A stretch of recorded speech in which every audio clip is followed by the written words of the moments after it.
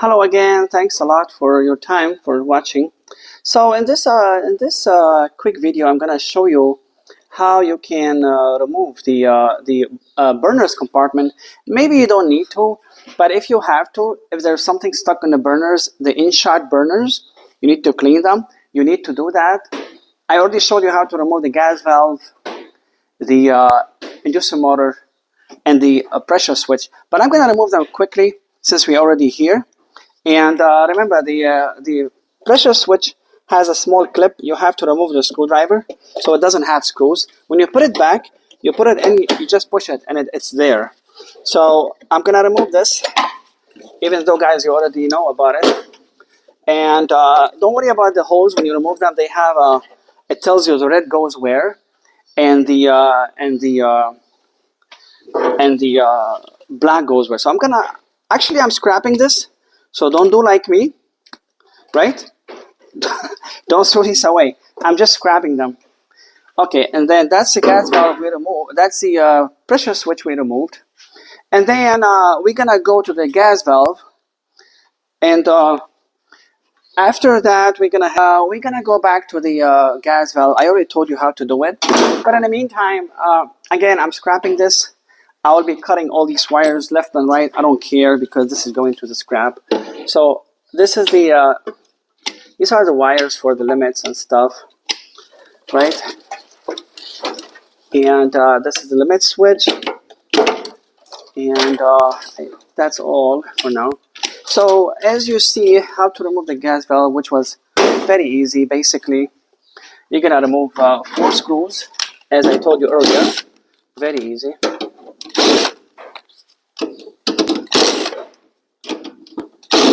Now remember, here we have a gas valve and the limit and the igniter is here. Igniter is very easy to remove. So basically, honestly, I like Lennox. Lennox make our life easier. There's a screw. You just remove it and it comes off. And you're gonna put it back. It's the same thing. Just be careful. Goes in. Okay, and then put it back. Okay? Now I'm gonna actually make a video how to diagnose this. But again, for the igniter, since we are here, you see some residue on it. That's why, again, it's a good choice, a good advice to replace, to have a new one ready, or just change it every 10 years if you wanna have a peace of mind. Okay. So now let's remove the inducer motor. I already showed you how to remove it right earlier. So we're gonna remove the inducer motor. 2 screws. It's interesting because I haven't seen a furnace have 2 screws. Okay, now I'm gonna remove the burners compartment. Okay, now I'm gonna show you why. This is the flame sensor, right? Usually, I recommend replacing it for 10 years. Again, that's my advice. These are the rollout switches. They just monitor the heat around the burners. Should be like cool. If let's say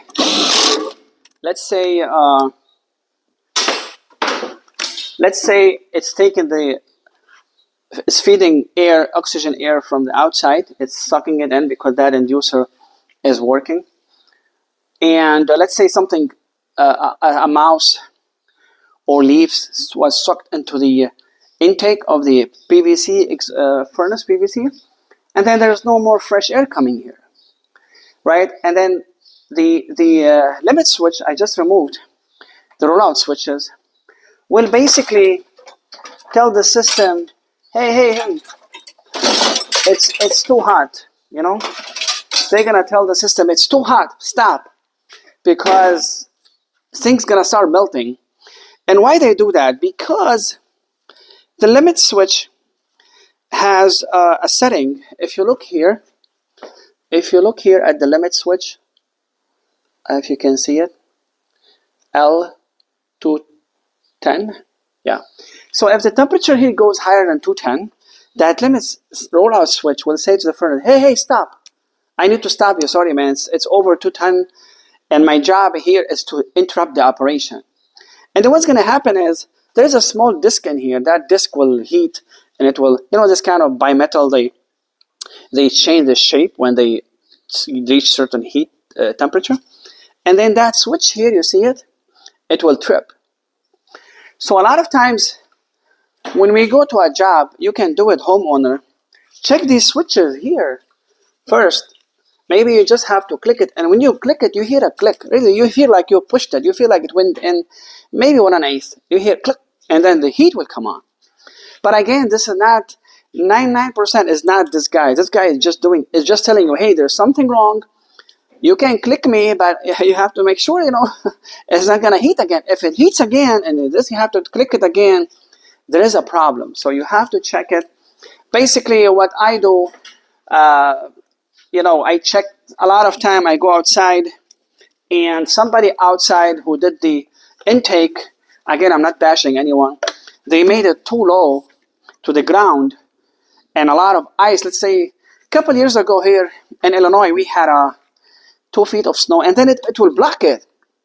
And, you cannot have intake anymore. So check outside, make sure the ice is clear. Make sure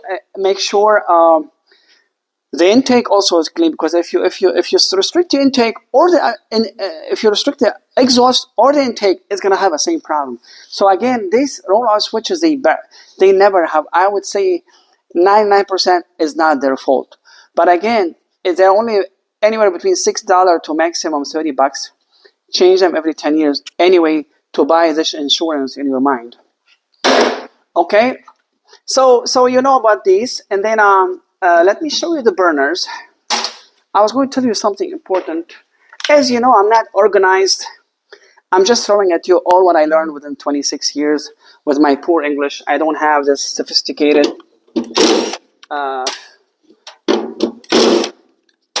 terminology with science and stuff. But hey, I'm doing this for 26 years. I enjoy it.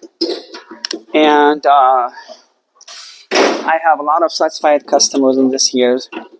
So this one, when you take it out, the limit is long. Remember, it's different. When you take it out, twist it this way, okay? Like, let's say you want to take it out.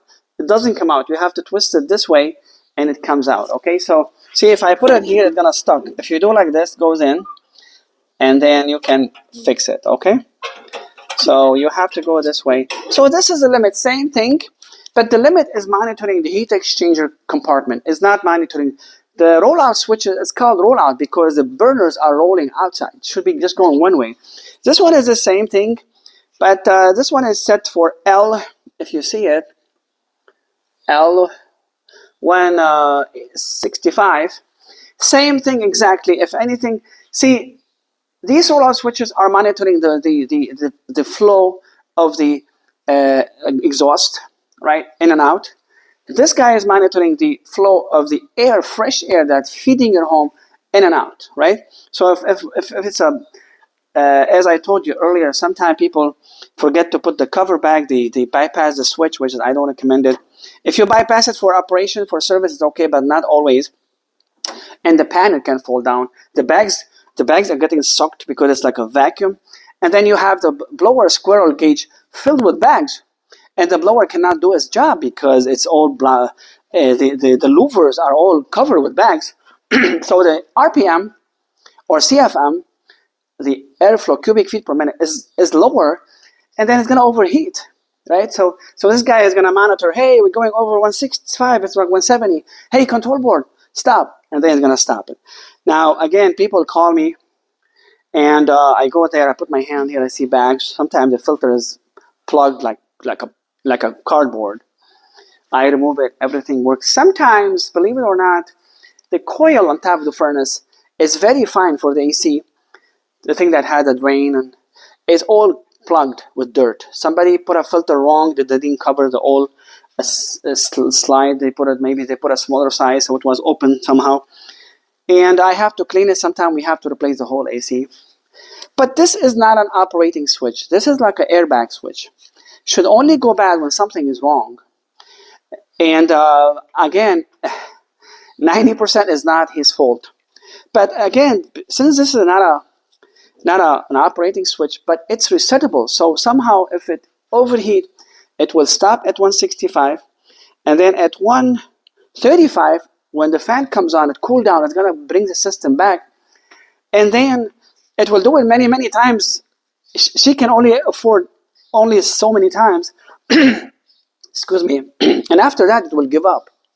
So if you go to a furnace or you have a limit switch flashing, which is here on the furnace itself. If you have a limit switch flashing, which is saying here, limit switch open, high limit switch open, be careful because this could be open temporarily, not always. So if you go to a furnace and you see 4 flashes and it says limit open, and the limit just opened and the furnace frying, don't conclude the limit is bad. Wait, let it cool down, turn the heat off, turn the fan on, let it cool down. If the flashing doesn't go away after it cooled down, let's say the flashing stays there after even 20 minutes and the temperature is cold and the thing is not resetting itself, you know, this one, then the limit is bad. But you have to wait, you have to check if the limit just opened, and then after 20 minutes, if it goes back, everything goes back normal. So the limit is not doing anything. Limit was just doing his job. Stopping the furnace was too hot, and it cooled down, it comes back on. Now you have to check why this guy is telling the board, hey, it's too hot. You have to check. There are many, many things, you know, airflow, blower, blah, blah, blah, okay? So this flashing is not always bad control board, bad limit switch. So let's go back to our main job. So if you want to remove the compartment, if you can, I know it's hard when you have pipes in here. I don't have pipes, you know, this is going to scrap. So I can remove this panel. It's easier for me to remove the burners compartment, okay? So I just want to show you some interesting stuff about the burners, right? For those who have a same furnace and they were wondering, hey, mine has a cover. This was the cover, I removed it, okay? So it's yours, same thing. I just removed it earlier and I'm too lazy, I didn't put it back. So this goes on, you can remove this.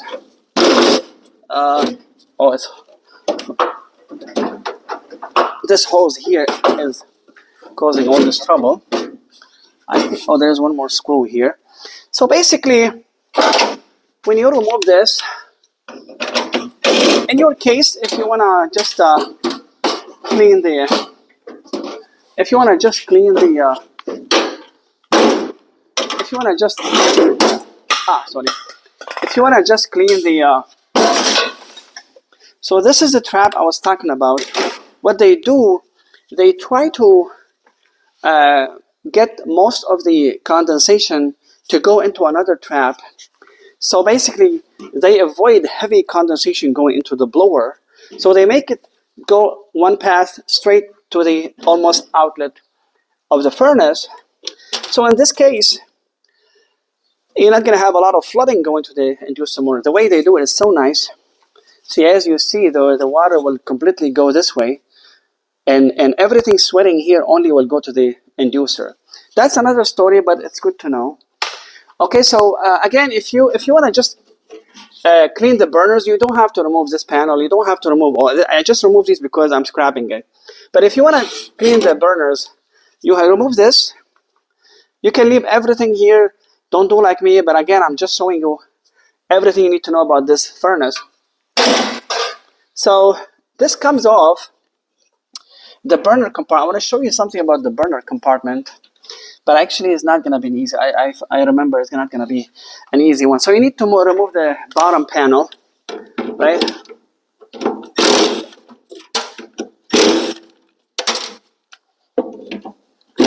Yeah, it's going to be a tough one. So anyway, let me remove the whole thing anyway, since we're already here. I'm trying to show you how to get to the burner's compartment because I want to show you something interesting for those who are watching or they have the same furnace. So as you see, the burners here are all rusted. And a lot of times this rust can happen. Why? That's the thing, a lot of people don't agree with me. But honestly, I don't like to make an intake from outside.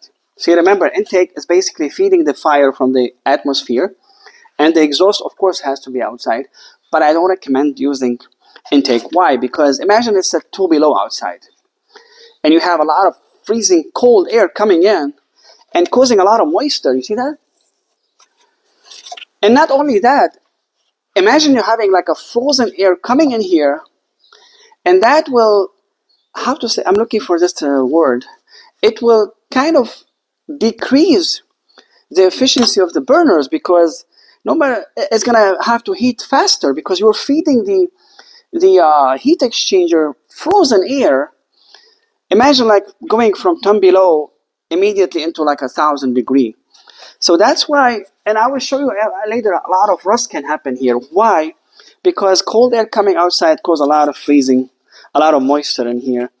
And almost every burner's compartment I take, and they use the intake from outside, they have a lot of rust. You can see the rust. So this is, I believe this furnace is, I forgot the year. I believe this furnace is not really too old. If you look at the model number, serial number, looks like 14. Wow, 2014. This is not even 10 years old. Can you imagine after 10 years? So what I suggest, basically, is use intake from your home. It's okay. I know a lot of people will come and they're going to think, oh, this guy's crazy. Because, you know, what happened is, you're using warm air from your house to feed. What they're trying to do is, why you want to take a hot air from your home and throw it outside? Leave the hot air in your home. But the idea is, it's the same thing. You bring in cold air, now the furnace has to work harder, and you have to suffer with a lot of rust in here. A lot of furnaces, believe it or not, these burners, they ignite each other. So if the igniter start here, basically it will go like this, right? So these pathways will ignite each other. A lot of time I have to take this thing, literally take it out, and brush it with a wire brush. Why? Because a lot of time, a couple of burners run, the other one don't.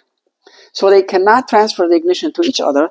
So most of the time I go with a pressured air, you know, and we're good. But I would say 50% of time is the high efficiency that they are using intake from outside. Now, I recommend taking intake from outside only when the furnace is in the washroom. You know, a long time ago in Chicago, 2002, 3, 4, there was a lot of, the housing market was booming, and there was a lot of shortcuts. So they put a furnace in the washroom, and they use the intake from the washroom. And somebody, let's say it's a freezing outside, the furnace is working a long time, somebody is taking a shower, and they faint because there's no oxygen. The thing is sucking off. Only if it's in the washroom, or if you have a place, it's a very small closet, there's no vent. But if you have a big basement, don't use intake from outside. Trust me, you don't need it. Let it take from, it's not going to make a lot of difference. At the same time, your burners will be brand new. Your burners will look beautiful. You don't have to go through all this rust. But the other thing that it puzzles my mind, again, I'm not bashing anyone, that you know that you're going to be sucking whatever 10 or 0 degree air coming from outside into the burners. Now imagine the burners without, if you're taking air from here. Again, that's just an example. I'm not very serious with the numbers, but just an example. Let's say the fire coming in here, and you're taking air from your home. It's like 2,000 degrees, let's say, right? So it's a fire. And then, if you take it from outside, now you have a 0 degree coming air in. Now the fire has to fight so much to compensate for this very, very low temperature. I hope it makes sense to you. That's what I see in the real world. But if it's a basement, and you have even if it's a small basement, it's a room, as long as the door, the air coming from under the door is enough, and it's not a washroom, you never need an intake from that. Trust me. In my opinion, again, if I'm wrong, guys, correct me. But I think a lot of companies do that because, again, Forgive me, maybe it's some more labor, they make more money, I don't know. But honestly, in my 26 years, I only install intake if it's a small washroom or small room, or if there's like if it's a small room and there's like a couple of water heaters, and you know, a lot of time you think, you know, maybe there's no enough intake. But 95% you only need the exhaust out. Now some furnaces, they do it on purpose. You have to have the intake. If you don't have it from intake from outside, it doesn't work. So I'm just telling you. Okay, and then regarding this, technician, when you're working on this, and this is closed, remember there's a cover, and then you see there's a problem with the flame sensor, like it's here, right? And it gives you the flame sensor. What was the flame sensor number? I think we have it earlier. Flame sensor was, I think, was flame sensor was number 1. If you have a number 1, okay, be careful. Don't right away judge the flame sensor, because you need to see that all these burners are fully, it's a full fire, like every one of these is fully fired. If you don't see it, you might have only these 2 running or 3, and these are not able to be ignited because the pathway is messed up. And you think, wow, the flame sensor is not sensing the flame. You got a new flame sensor, you clean it, you change the control board, and still same problem. So you have to open the thing and you have to look. And believe it or not, many times I open this, I see like a couple of them are not lighting. Sometimes just by like this, it works. Sometimes you have to have a really pressured air. And if the intake is from outside for like 10-15 years, believe it or not, this path will be all rusted. You can hit it, you can see the thing coming, dirt coming out. Okay, so that's okay for today, for the burners compartment. Let me see if they have the number for this. I think that's it for the burners compartment. Okay, so we're gonna go next step. I can't decide because sometimes I tell you we're gonna go for the blower, and then I say no, let's do this. So again, I'm not organized. I appreciate you putting up with me. My English is not perfect, and I'm not very organized. I just throw at you whatever I learned within this 26 years. Again, I'm not sophisticated technician who know all these formulas. I see the real world. I see what works, what doesn't, and I do it. Okay? Thanks.